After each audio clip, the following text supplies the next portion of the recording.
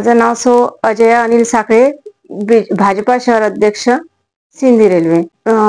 भारतीय जनता पार्टीची नगरसेविका होती। याच्या आधी 5 वर्ष मी गटनेता म्हणून पद भूषवलं। त्याच्यानंतर माझे जे कामं झालेले आहे, कामं जनतेला माहिती पडले का कोणत्या पद्धतीने मी कामं केले, काय केलं, त्याच्यामुळे माझी एक ओळख बनली या क्षेत्रामध्ये। त्याच्यानंतर असंही नाही का मी सिंधी शहराचे अध्यक्ष असल्यामुळे आमच्या पक्षातल्या ज्या काही हे प्रोसेस राहते निवडणुकीच्या, त्या प्रोसेस मी पूर्ण पार पाडल्या अंतिम टप्प्यापर्यंत। जसे आमची पहिले आढावा बैठक झाली, त्याच्यानंतर नगरसेवकाचा परिचय झाला, सगळं 7 तारखेला आमचा इंटरव्ह्यू झाला वर्धेला। तिथे इंटरव्ह्यू मध्ये जे काही त्यांनी प्रश्न विचारले, जे काही केलं त्यामध्ये पण मी प्लस राहिले, माझे जे कार्यपद्धती होते त्यानुसार। सगळ्या गोष्टी मी म्हणजे व्यवस्थित पार पाडताना अशी कुठे अडचण आली ते मला कळलं नाही।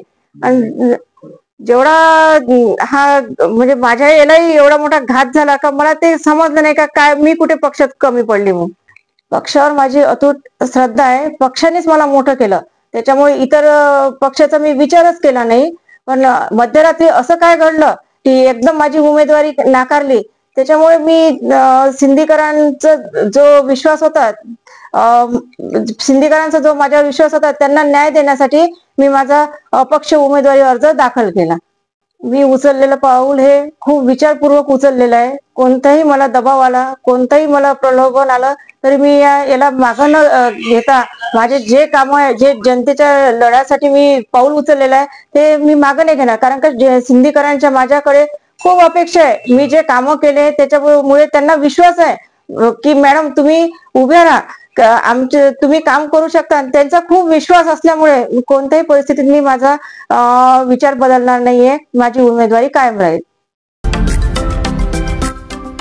महाराष्ट्रातील महत्त्वाच्या व ताज्या घडामोडी जाणून घेण्यासाठी आजच आमच्या सूर्या मराठी न्यूज चॅनलला सबस्क्राईब करा आणि बेल आयकॉन प्रेस करा।